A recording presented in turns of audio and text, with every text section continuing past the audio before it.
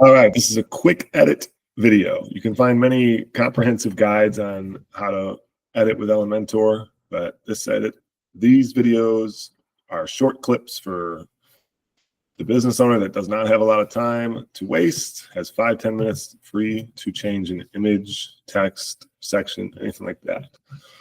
So this video is specifically for images. So go to your pages, find the page that you're looking for, that you'd like to edit.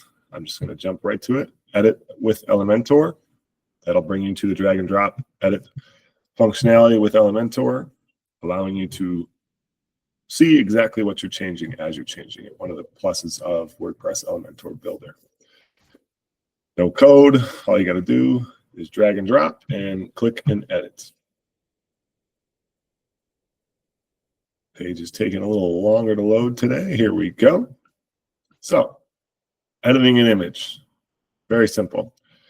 All you're going to do is, if you want to change your profile image, you got a new professional look, just click on that edit icon right there, and it'll pop up in the widgets bar, and you just click on the image.